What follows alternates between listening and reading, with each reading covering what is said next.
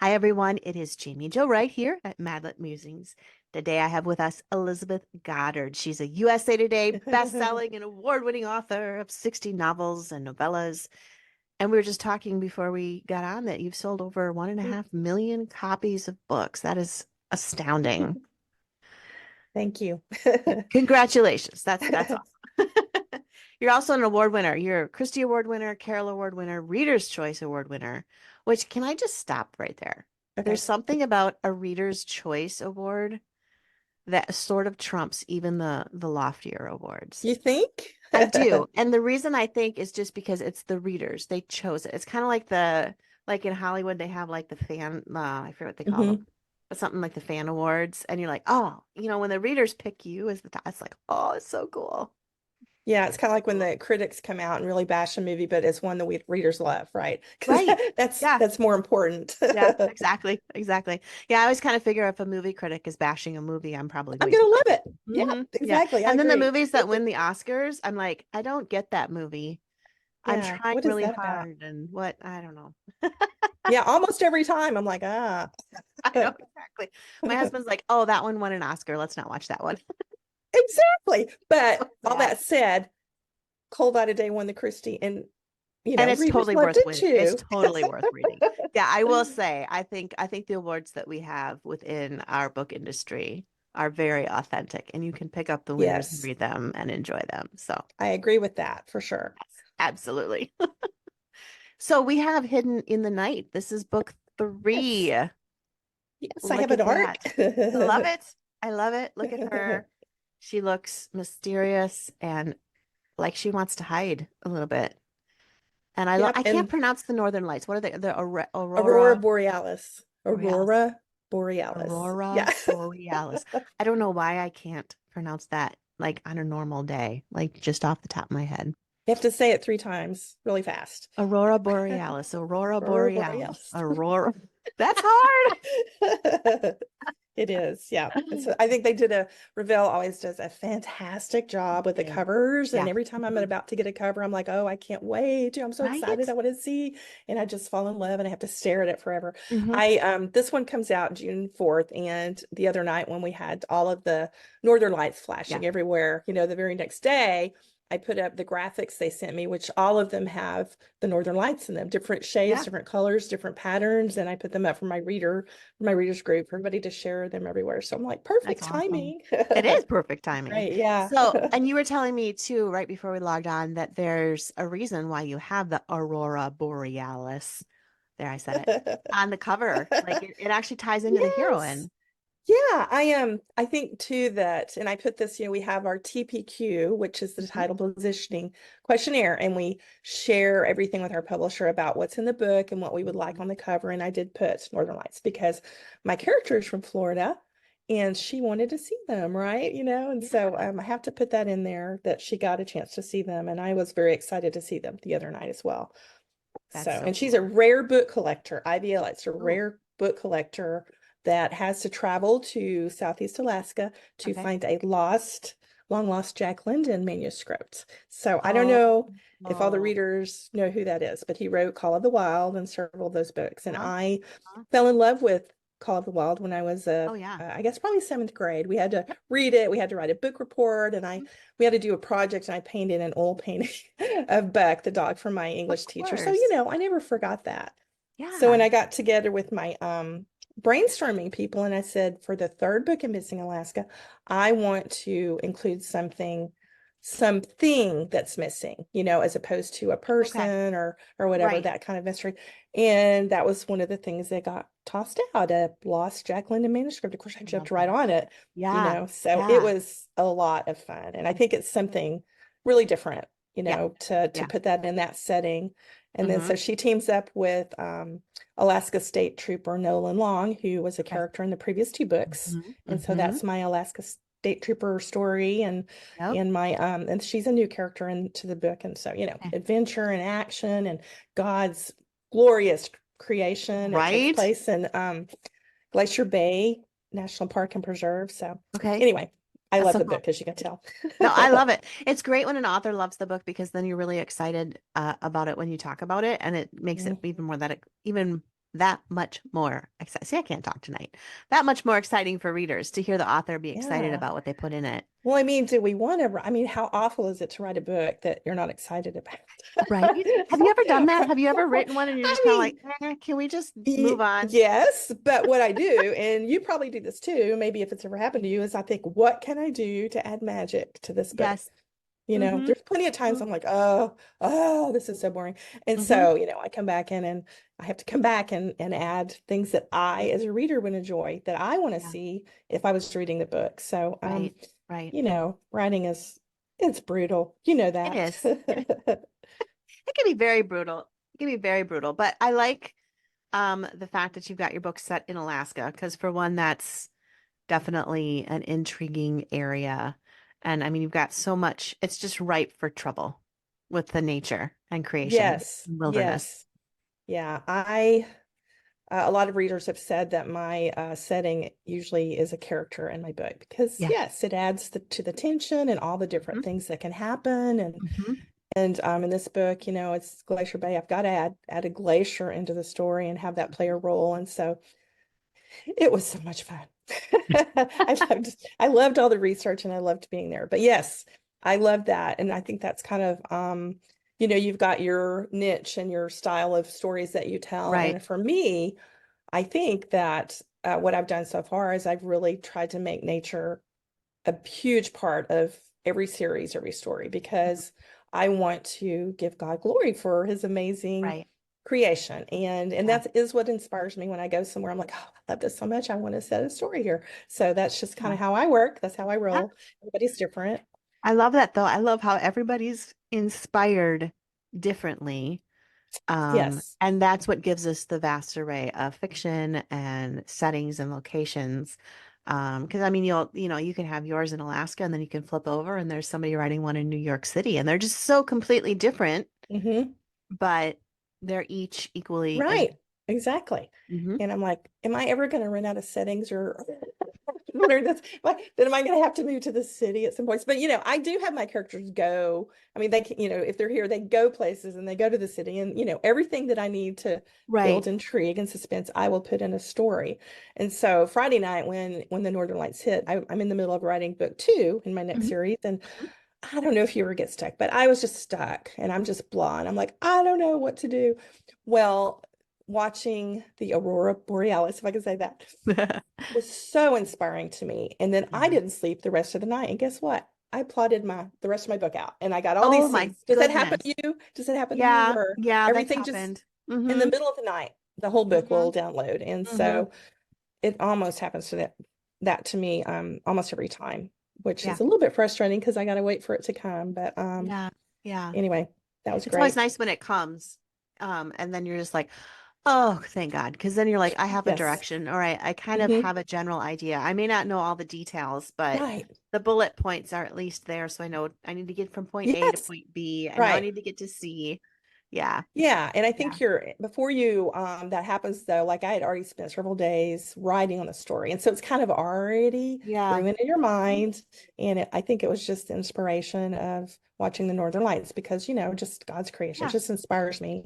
Yeah. That just really was the trigger. And it Yeah. just kind of exploded and I had all kinds of scenes and I'm like, Lord, please help me to remember this in the morning.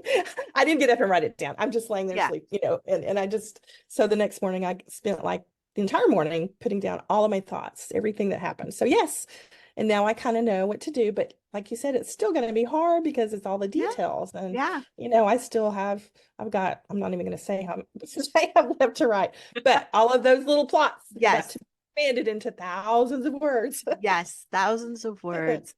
Oh, fun. So when you're looking at getting ideas for your book, I mean, obviously, you already had the general premise when Mhm. you went to bed that night and then the kind of Right, things fell in. right. Um, do you like have these fantastic ways that you get ideas for your stories, or do they come to you more like you're doing the laundry or something like that? And you're like, oh, that's a good idea. That is what actually, Okay. I mean, I'll have a loose thing going, and I have all these pieces, but for me, I often don't know how they fit together. Hmm. I just try to, for my puzzles and my suspense to be complex, I just Yeah. really go out of my way. So that Yeah. means I've got a whole bunch of pieces. I don't know how they fit together. And so what happens to me is, yes, I'm doing the dishes. I have to be working on it, or I'm doing something mundane. And I'm like, oh, yeah, okay, I figured out a problem. I figured out something. And Yeah. so it's a question rolling around in my mind, but I have to not, usually I'm not focusing directly on it. Does that what happens for you? Just Yeah, something. yeah. Usually there's something like that, or something will trigger an idea from something I'm Hmm. watching on TV or something. Yeah, Not like a show where I'm like, oh, I'm going to plagiarize that and write the book. But it's kind of like, oh, there's one right, little thing of somebody falls into a lake, and you're like, oh, what if they fell into a lake and then this happened, and it just right. balloons from there. Yeah, no, I do that too. And Yeah. reading, or I watch a movie or something, and it just Hmm. inspires you. And that's just the nature of the beast. Right.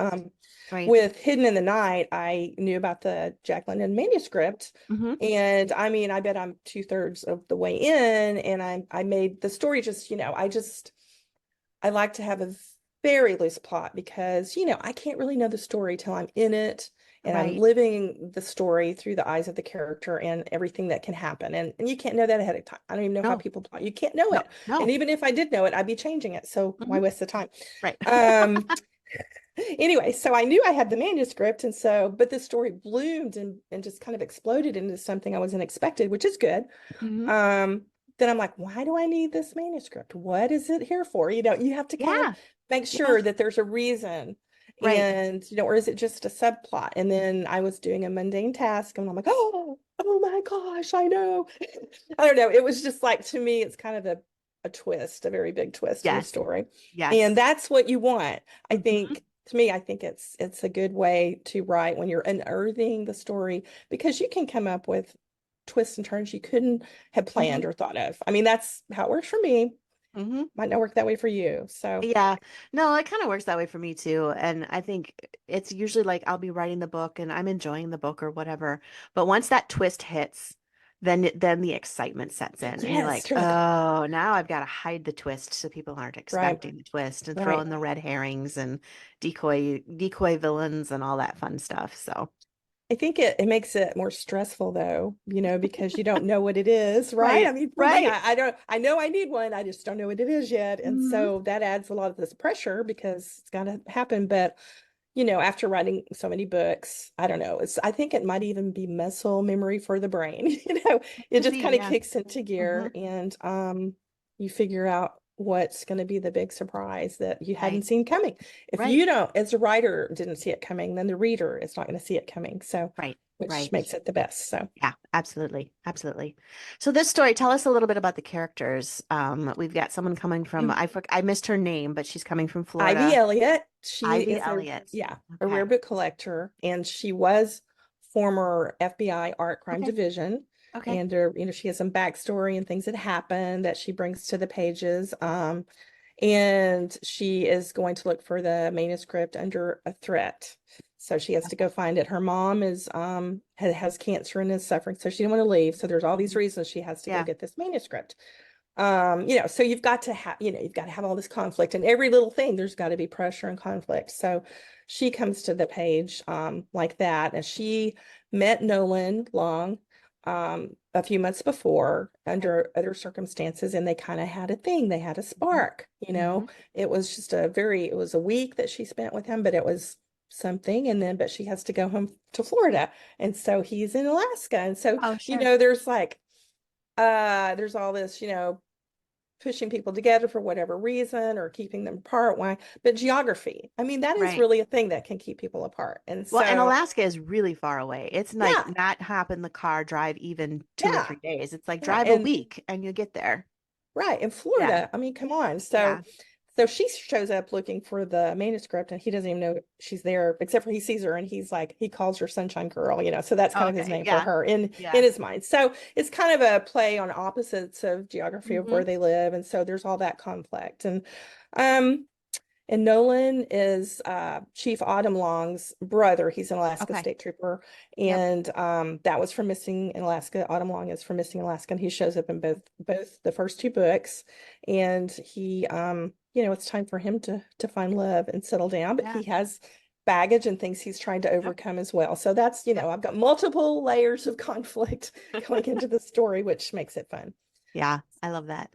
I love the Jack London thread because a lot of times with books, when you throw in like a classic novel or something, we'll Hmm. focus on literally like Dickens or Jane Austen is constantly getting cameos in books and things like that. Yes. And pulling an American classic like, Jack London and Call of the Wild and those types of books are just, it's just so fitting with Alaska. I love that you did that.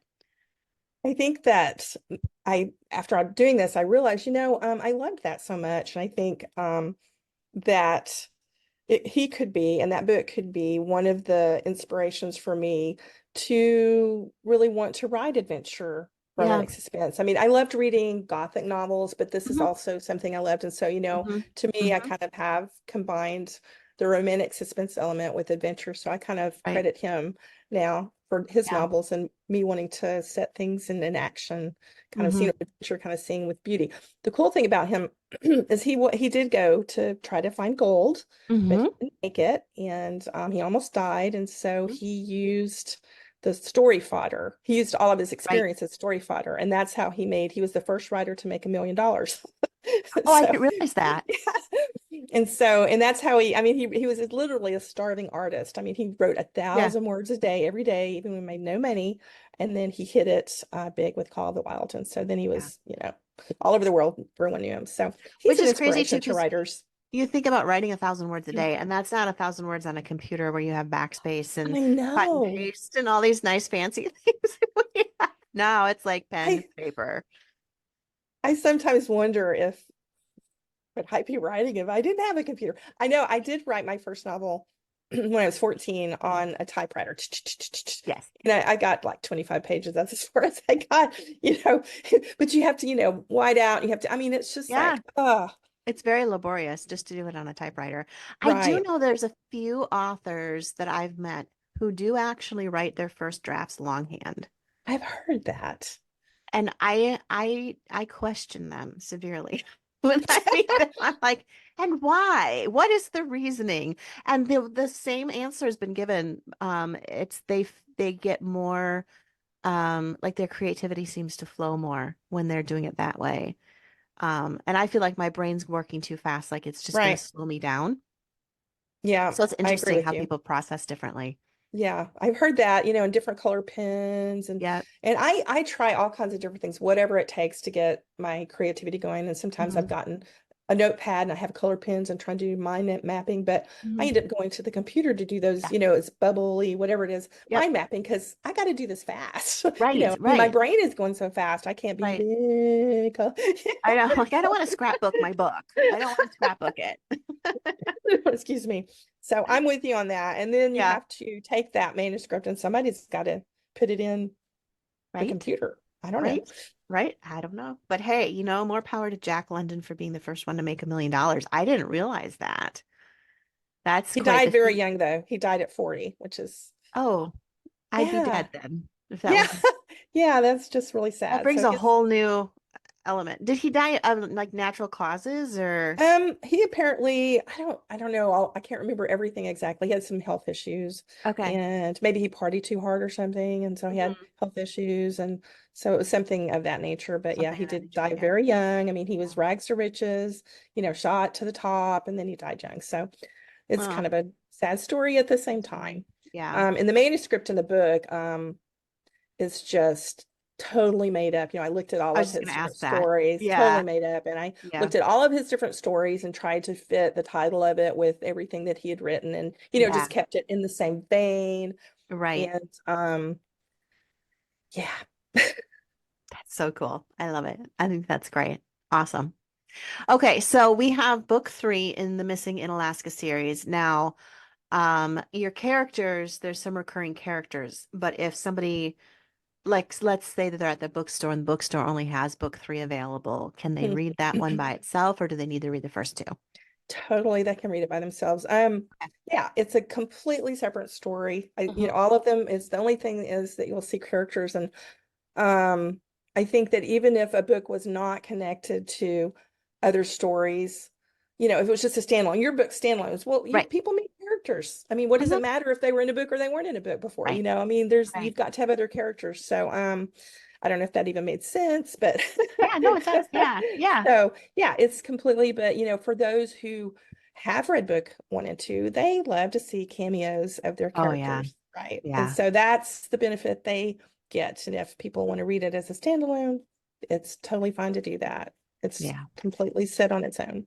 Great. That's awesome. So what's coming next? And I know Well, that you're still working on stuff. So what do we get to look for? yeah, I am. I just my new series is called Hidden Bay, and it is set on the Washington coast, the Olympic Peninsula. Okay. And it's at a kind of the center of it is a storm watching lodge, with the Ooh. people go there to watch the storms. Mm-hmm. And so remember I mentioned the Gothic novel, so I Yep. finally have my little mansion on top of a Ooh, cliff with I the like waves that. crashing, Yes. so I just had to do that. And Yep. so the series kind of surrounds those characters.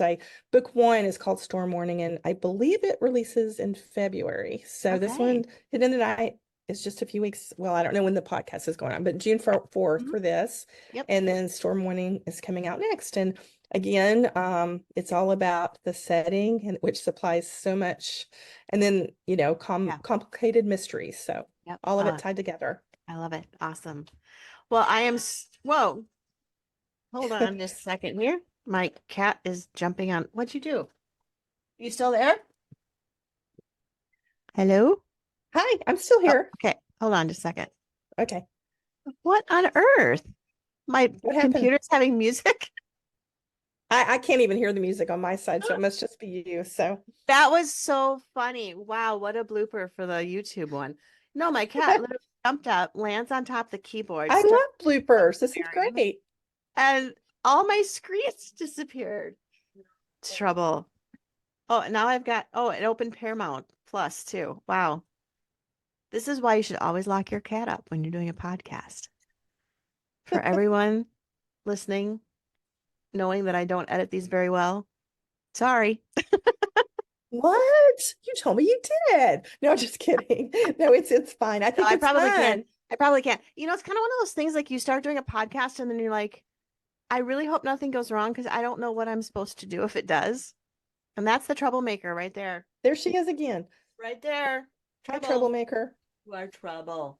So, anyway, so we definitely want everybody to head out and get Hidden in the Night, which is book 3 in Missing in Alaska trilogy. Correct. And that is available June 4th. And I think this podcast is going to be airing right about there. So it's probably pretty close, if not in stores, by the time this podcast airs. And you're definitely going to want to get your hands on a copy. I hope you do. So, Elizabeth, thank you so much for being with us. This was a blast. And I'm looking forward to the next one. Thank you for having me. It was fun. Talk to you later.